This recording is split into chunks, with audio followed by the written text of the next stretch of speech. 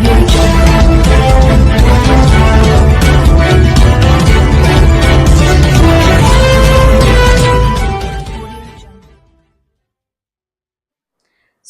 విశాఖ నగరంలో దిగ్గజ సంస్థ గూగుల్ పెట్టుబడులు పెట్టేందుకు ముందుకు రావడం శుభ పరిణామమని తెదేపా రాష్ట్ర అధ్యక్షుడు ఎమ్మెల్యే పల్లా శ్రీనివాసరావు అన్నారు. సుందరమైన విశాఖ నగరంలో దిగ్గజ సంస్థ గూగుల్ పెట్టుబడులు పెట్టేందుకు ముందుకు రావడం శుభ పరిణామమని తెదేపా రాష్ట్ర అధ్యక్షుడు ఎమ్మెల్యే పల్లా శ్రీనివాసరావు అన్నారు. పార్టీ కార్యాలయంలో ఏర్పాటు చేసిన మీడియా సమావేశంలో ఆయన మాట్లాడుతూ ఉపాధి అవకాశాలు పెరిగేందుకు ఇదొక మంచి మార్గమని పేర్కొన్నారు. అమరావతిలో క్వాంటమ్ హబ్గా, విశాఖ డేటా హబ్గా అభివృద్ధి చెందనున్నాయని తెలిపారు. రాయలసీమ ప్రాంతం ఇండస్ట్రియల్ కారిడార్గా అభివృద్ధి చెందుతోందని, దీనికి కూటమి ప్రభుత్వం ఎంతగానో సహకారాన్ని అందిస్తుంది అన్నారు. రాష్ట్రంలో కియా మోటార్స్ని తీసుకొచ్చిన ఘనత తెదేపాదేనన్నారు. అనుభవం ఉన్న నేత చంద్రబాబు నాయకత్వంలో ఏపీ అభివృద్ధిలో వేగంగా దూసుకుపోతోందన్నారు. కేంద్ర ప్రభుత్వం సహకారంతో రాష్ట్రం ప్రగతి పదంలో ముందుకు వెళుతోందన్నారు. ప్రతి అంశాన్ని రాజకీయం చేయడం వైకాపాకు అలవాటుగా మారిందని ఆరోపించారు. హైదరాబాద్ మహానగరంగా తయారు కావడానికి బీజం వేసింది చంద్రబాబేనని గుర్తు చేశారు. గూగుల్ రాకతో ప్రపంచం మొత్తం విశాఖ వైపు చూస్తోందని, మహానగరాలతో పోటీ పడుతూ విశాఖ ముందుకు వెళ్తోందని చెప్పారు. అంబుజా సిమెంట్ ఫ్యాక్టరీ ఏర్పాటుపై మాట్లాడుతూ ప్రజాభిప్రాయంతోనే ఏ పరిశ్రమనైనా ఏర్పాటు కావాలని, ప్రజల అభిప్రాయాలను తాను గౌరవిస్తానని చెప్పారు. సమావేశంలో నియోజకవర్గ సమన్వయకర్త ప్రసాదుల శ్రీనివాస్, కార్పొరేటర్లు పల్లా శ్రీనివాస్, గంధం శ్రీనివాస్, మొల్లి ముత్యాల నాయుడు, రౌతు శ్రీనివాస్, రాజాన రామారావు, పులి రమణారెడ్డి తదితరులు పాల్గొన్నారు. అంతేగాని ప్రతిదానికి కూడా చిల్లర కామెంట్స్ పాస్ చేయొద్దని చెప్పి సందర్భంగా తెలియజేస్తున్నాను. ఎందుకు ఈ మాట అంటున్నానంటే, అసలు ఇక్కడ గూగుల్ వస్తే ఉద్యోగాలు వస్తాయా అని అడుగుతున్నారు. 1,30,000 కోట్లు పెట్టిన తర్వాత ఉద్యోగాలు రాకుండా పోతాయా? దానివల్ల ఎన్ని ప్రయోజనం ఉన్నాయో తెలుసా ఏమన్నా మీకు? అసలు 1998లో రాష్ట్ర ముఖ్యమంత్రిగా ఆ రోజు చంద్రబాబు నాయుడు గారు ఉన్నారు. హైదరాబాద్ని మైక్రోసాఫ్ట్ తీసుకొచ్చిన తర్వాత ఆ రోజు కూడా చాలా మంది అన్నారు, ఏమైనా కూడు పెడుతుందా, మనకేం కంప్యూటర్ కూడు పెడుతుందా అని అడిగారు. ఈరోజు చెప్పాలంటే సుమారు 65,000 కోట్లు కేవలం ఐటీ నుంచి ఆదాయం ఉంది ఆ రాష్ట్రానికి. 65,000 crores అంటే మాట కాదు, ఇంకా ఎక్కువ ఉంటుంది. నేను ఫిగర్స్ ఒకసారి చూస్తే ఇంకా ఎక్కువ ఉంటుంది. అసలు మహానగరం కింద తయారైంది హైదరాబాద్. ప్రపంచంలోనే మోస్ట్ లివబుల్ సిటీగా, అంటే బ్రతకడానికి అనుగుణంగా ఉన్నటువంటి ప్రాంతంగా ఈరోజు చెప్పుకోదగినటువంటి ప్రాంతంగా తయారైంది. ఆ రోజు 1998లో మైక్రోసాఫ్ట్ వచ్చినప్పుడు కూడా ఏముందిలే అని కొంత క్రిటిక్స్ ఉంటారు, అన్నారు. కానీ తర్వాత గమనించింది ఏంటంటే, ఒక పేరు గాంచినటువంటి ఒక కంపెనీ కానీ వస్తే అది ఒక యాంకరేజ్ పాయింట్గా ఉంటుంది. ఒక ఎకో సిస్టమ్ డెవలప్ అవుతుంది. అంటే ఒక సానుకూలం అయినటువంటి దృక్పథమైనటువంటి వాతావరణం వస్తుంది. ఆ మైక్రోసాఫ్ట్ లాంటి కంపెనీ అక్కడ వచ్చింది కనుక అరే ఈ ప్రాంతం చాలా అనుకూలంగా ఉంటుంది. ఎందుకంటే వీళ్ళందరూ కూడా బాగా ఆలోచన చేసి పెట్టుబడి పెట్టారు కనుక మనం కూడా పెట్టుబడి పెట్టాలని ప్రపంచంలో ఉన్నటువంటి ఐటీ దిగ్గజాలన్నీ కూడా అక్కడికి వచ్చి పెట్టినాయి. అందుకే ఈరోజు దానికి ఆదాయం అంత పెరిగింది. రేపు అదే పరిస్థితి ఇక్కడ కూడా ఉండబోతుంది. ఇక్కడ విశాఖపట్నంలో ఉన్నటువంటి ప్రతి ఒక్కరు కూడా ఆంధ్రప్రదేశ్లో ఉన్నటువంటి ప్రతి ఒక్కరు కూడా ఈరోజు ఐటీకి మనం చూనవలసినటువంటి అవసరం ఉంది. ఇంకా బాగా అది అందిపుచ్చుకోవాల్సినటువంటి అవసరం ఉంది. ఈ రోజు గూగుల్ ఇక్కడికి వచ్చింది. తక్షణమే రోడ్లు, బ్రిడ్జ్ పనులు పూర్తి చేయాలి. ఊరి తాళ్లతో ఆదివాసీల వినూత్న నిరసన, అసంపూర్తి పనులు పూర్తి చేయాలి. కాంట్రాక్టర్ల బిల్లులు వెంటనే చెల్లించాలి అని డిమాండ్. పల్లి పండుగ పేరు చెప్పి కూటమి ప్రభుత్వం వాలా పంచాయతీలో దాదాపు 9 కోట్లు పైబడి సీసీ రోడ్లు, బ్రిడ్జీలు నిర్మిస్తామని, లింక్ రోడ్లు పూర్తి చేస్తామని చెప్పేసి నమ్మబలికి రోడ్లు ఏంటువంటివి వేశారు. జిల్లా కలెక్టర్ గారు పర్యవేక్షణలోనే, ఇంజనీరింగ్ అధికారుల పర్యవేక్షణలోనే నాణ్యతా ప్రమాణం పాటించి ఈ రోడ్లు అటువంటివి వేయడం జరిగింది. వేసినటువంటి రోడ్లు ఏదైతే ఉన్నాయో ఆ కాంట్రాక్టర్కి 1,70,00,000 రూపాయలు మాత్రమే ఫస్ట్ విడత బిల్లు అటువంటివి చేశారు. మిగిలినటువంటి డబ్బంతా కూడా ఈ రోజు వరకు కాంట్రాక్టర్కి బిల్లులు చేయకపోవడం వల్ల కాంట్రాక్టరు భార్యలు పుస్తుల తాడులు అమ్మి మేము వడ్డీలకు డబ్బులు కడుతున్నాం కాబట్టి మేము పనులు చేయలేమని చెప్పేసి అక్కడక్కడ రోడ్లు, అదేవిధంగా బ్రిడ్జీలు, కలవట్లు అవన్నీ కూడా అసంపూర్తిగా వదిలేయడం జరిగింది.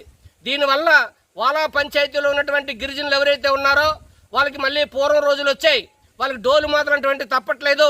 రేషన్ సరుకులు తెచ్చుకోవడం అటువంటి తీవ్ర ఇబ్బందులు పడుతూ ఉన్నారు. ముసలోళ్ళు, చిన్నపిల్లలు స్కూల్కి వెళ్ళాలన్నా, ముసలోళ్ళు ఈరోజు వైద్యం తీసుకెళ్లాలన్నా తీవ్రమైనటువంటి ఇబ్బంది తప్పట్లేదు. ఆ విధమైనటువంటి ఇబ్బందులతో వాలా పంచాయతీలు రోజు ప్రజలు అనేకటువంటి కష్టాలు పడినటువంటి పరిస్థితి రోజు కనిపిస్తూ ఉంది. కాబట్టి ఈ ప్రభుత్వం ఏదైతే ఉందో కాంట్రాక్టర్లు చెల్లించవలసినటువంటి బిల్లులు వెంటనే చెల్లించండి. అసంపూర్తిగా నిలిచిపోయినటువంటి రోడ్లు, బ్రిడ్జిలు ఏదైతే ఉన్నాయో అవి వెంటనే పూర్తి చేయండి అని చెప్పేసి గిరిజనులు ఈ ప్రాంతంలోని అనేక గ్రామాలకు చెందినటువంటి వాళ్ళందరూ కూడా ఉరితాళ్ళు మెడకేసుకొని బిల్లులు చెల్లించకపోతే ఉరితాళ్లే శరణ్యం, మా రోడ్లు పూర్తి చేయకపోతే, బ్రిడ్జిలు పూర్తి చేయకపోతే ఉరితాళ్లే శరణ్యం అని చెప్పేసి చెప్పుకునే విధంగా ఈరోజు వినూత్న రీతిలో నిరసనటువంటి తెలియజేస్తూ ఉన్నారు. కాబట్టి వెంటనే బిల్లులు చెల్లించి రోడ్లు, బ్రిడ్జిలు పూర్తి చేయాలని చెప్పి డిమాండ్ చేస్తూ ఉన్నాం.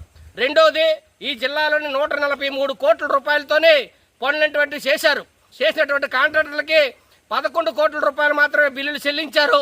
మొత్తం బిల్లులన్నీ చెల్లించుకుంటా ఈరోజు కాంట్రాక్టర్లని ఈ ప్రభుత్వం నట్టేటను ముంచింది. పవన్ కళ్యాణ్ గారు అధికారంలోకి వచ్చే ముందు మేము ఎవరైనా ప్రశ్నిస్తాం, ఏ ప్రభుత్వం వచ్చినా అడుగుతాం, తొక్కి నార తీస్తామని చెప్పేసి చెప్పారు పవన్ కళ్యాణ్ గారు. మరి ఎందుకు ఈరోజు నోరు మాట్లాడలేదు అని చెప్పేసి మేము అడుగుతా ఉన్నాం. కాంట్రాక్టర్లు ఆత్మహత్యలు చేసుకుని, ఉరితాలు వేసుకొని చనిపోవడానికి సిద్ధంగా ఉంటే ఈరోజు ఎందుకు మీరు ముందుకు రావట్లేదని చెప్పేసి అడుగుతా ఉన్నాం. కాంట్రాక్టర్ల యొక్క పరిస్థితి ఏంటి? వాళ్ళు కాంట్రాక్టర్లు అంటే కోట్లకు పడగెత్తినటువంటి వాళ్ళు కాదు, పెద్ద పెద్ద డబ్బున్నోళ్ళు కాదు.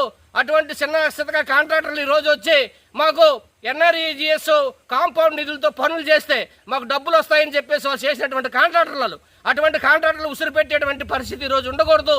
జిల్లా కలెక్టర్ గారే ఈ గ్రామానికి స్వయాన వచ్చి పిల్లలు ఎత్తుకొని ముద్దులాడి మీ గ్రామానికి రోడ్డు వస్తుంది అని చెప్పేసి ఆనందోత్సవాలతో ఆ కలెక్టర్ గారికి మేము పూలదండలేసి పూల జల్లి పూల వర్షం కురిపించాం. కానీ జిల్లా కలెక్టర్ గారు నోరు మెదపట్లేదు. నిన్న వర్షానికి జెడ్పీటీసీ హత్యకు ప్రోత్సహించని అతనిపై చర్యలు తీసుకోవాలి. జెడ్పీటీసీ బారా నూకరాజు కుటుంబ సభ్యులను నర్సీపట్నం ఏరియా హాస్పిటల్లో పరామర్శించిన మాజీ మంత్రి అమర్నాథ్.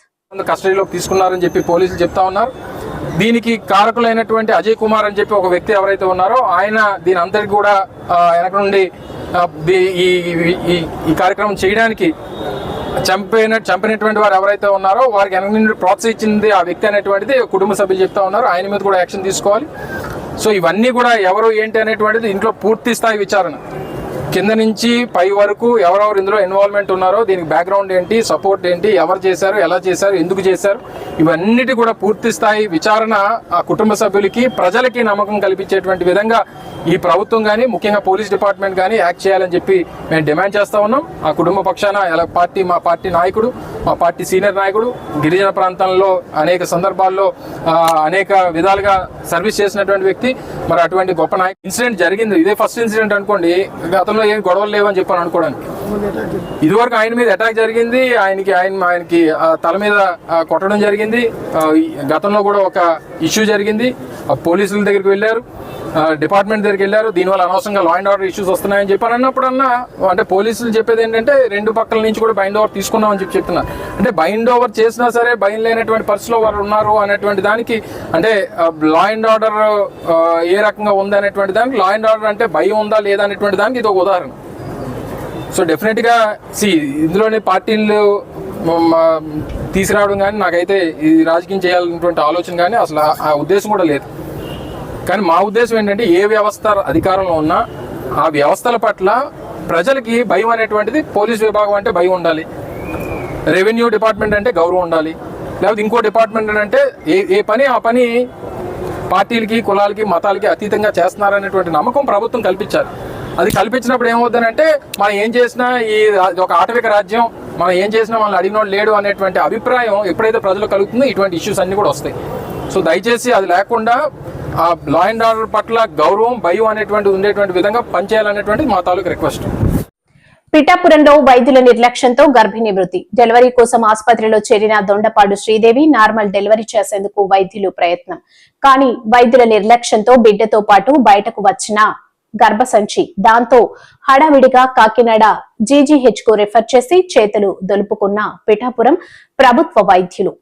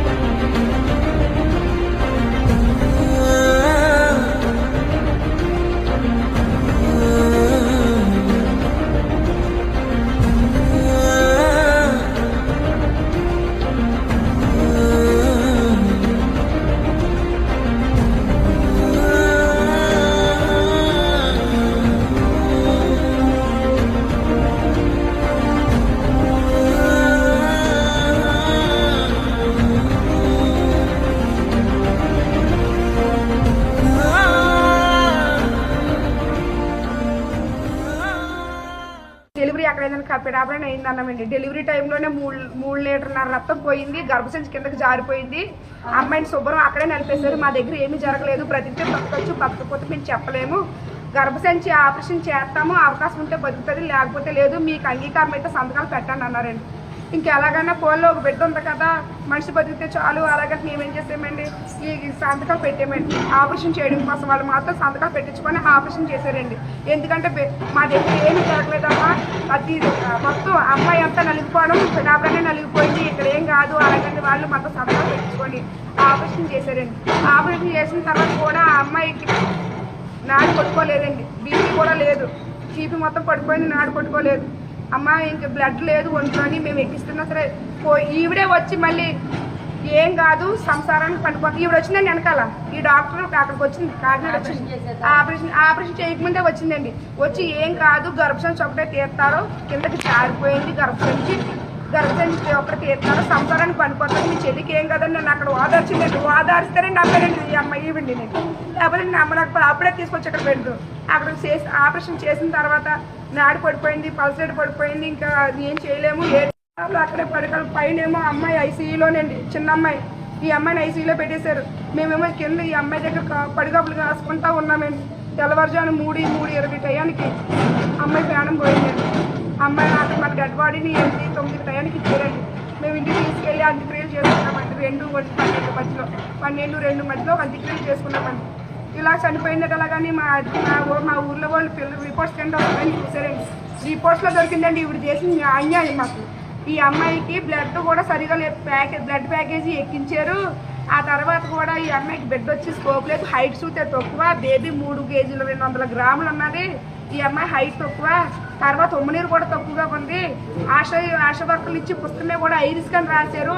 ఇలా ఎందుకు వదిలేసారు, అలాగని మమ్మల్ని ఇక్కడ తీసుకొచ్చి అడిగితే ఈవిడికి అనుకూలంగా చెప్పుకుంటుందండి. ఇప్పుడు రహదారులు బాగుంటేనే ప్రయాణం సాఫీగా సాగుతుంది.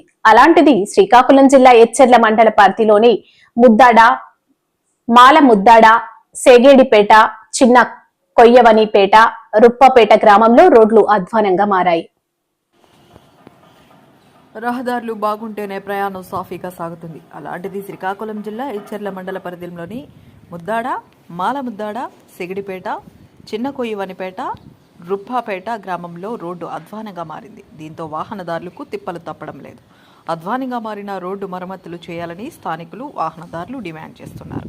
రోడ్డు అధ్వానంగా మారడంతో పాదచారులకు ప్రత్యక్షంగా నరకం కనిపిస్తుంది. దీంతో వాహనదారులు తీవ్ర అవస్థలు పడుతున్నారు. రోడ్డుపై గుంతలను తప్పించబోయి చాలా మంది ప్రమాదం బారిన పడుతున్నారని స్థానికులు వాపోతున్నారు. దీంతో ముద్దాడ పంచాయతీకి చెందిన గ్రామాలు రోడ్డు వేయాలని గ్రామస్తులు ఈరోజు వైసీపీ పార్టీ ఆధ్వర్యంలో రోడ్డుపై ధర్నా చేసి గ్రామస్తులు నిరసన తెలియజేశారు. కూటమి ప్రభుత్వం వెంటనే స్పందించి మా గ్రామానికి రోడ్డు తక్షణమే వేయాలని గ్రామస్తులు మీడియాకు తెలియజేశారు.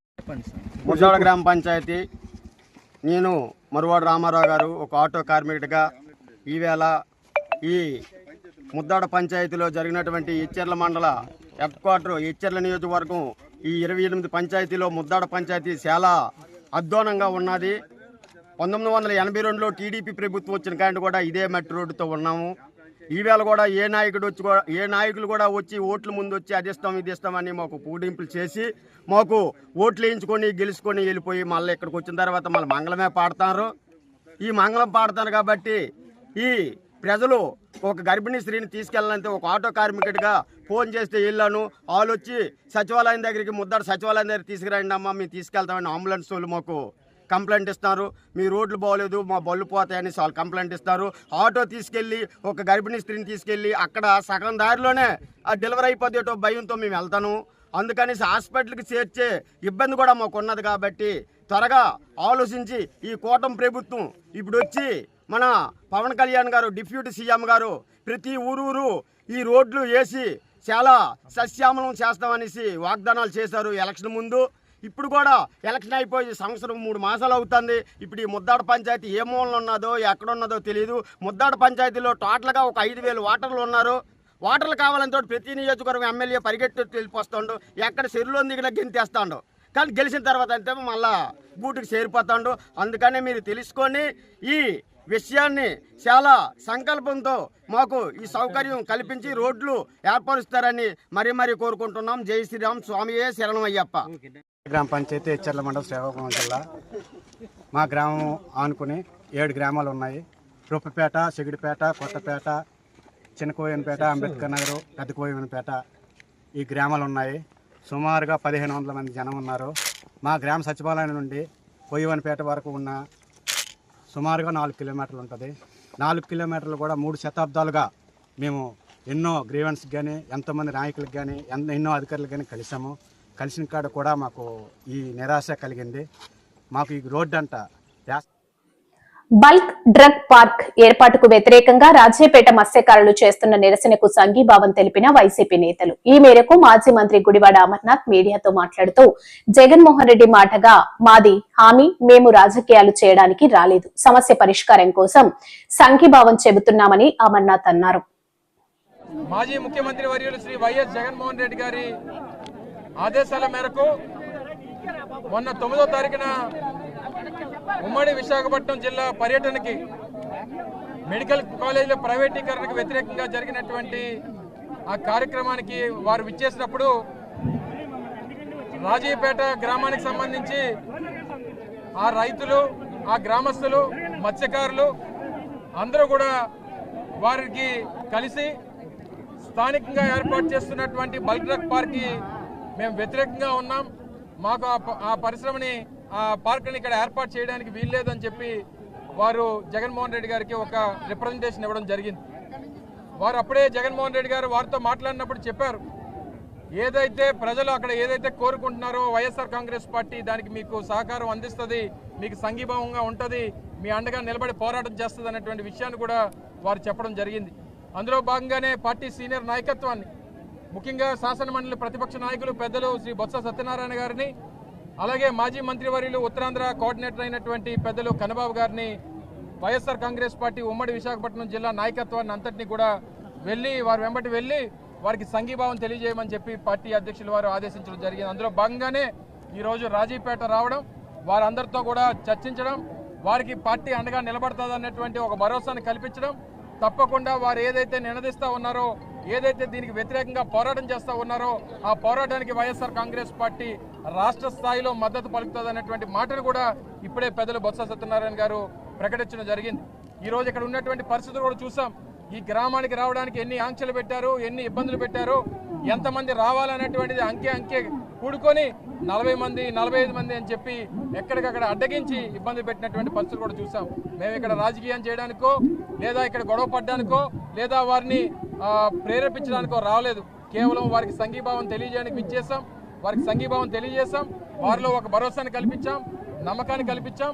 మరి ఇవన్నీ కూడా మరొకసారి వైఎస్ఆర్ కాంగ్రెస్ పార్టీ తరఫున ఈ ఒక్క గ్రామమే కాదు, దీని మీద ఆధారపడినటువంటి దాదాపు 15 గ్రామాలు, దాదాపు 25,000 మత్స్యకార కుటుంబాలకి అండగా వైఎస్ఆర్ కాంగ్రెస్ పార్టీ ఉంటుందన్నటువంటి మాట ఇవ్వడానికి ఈరోజు మీ మధ్యకి రావడం జరిగిందన్నటువంటి విషయాన్ని మరొకసారి ఈ సందర్భంగా తెలియజేసుకుంటూ, ఇప్పుడు పెద్దలు మాజీ మంత్రి ప్రభుత్వ ఆరోగ్యశ్రీ సేవలు గత నెల రోజులుగా నిలిపివేయడంతో అనారోగ్యంతో ఉన్న ప్రజలు తీవ్ర ఇబ్బందులు ఎదుర్కొంటున్నారని సిపిఎం పార్టీ జిల్లా కార్యదర్శి డి గోవిందరావు, కార్యదర్శి వర్గ సభ్యులు పి తేజేశ్వరరావు విమర్శించారు. ప్రజల సంక్షేమం కోసం గొప్పలు చెప్పుకుంటున్న కూటమి ప్రభుత్వం ప్రజలకు వైద్య సేవలు ఎందుకు నిలిపివేసిందని ప్రశ్నించారు.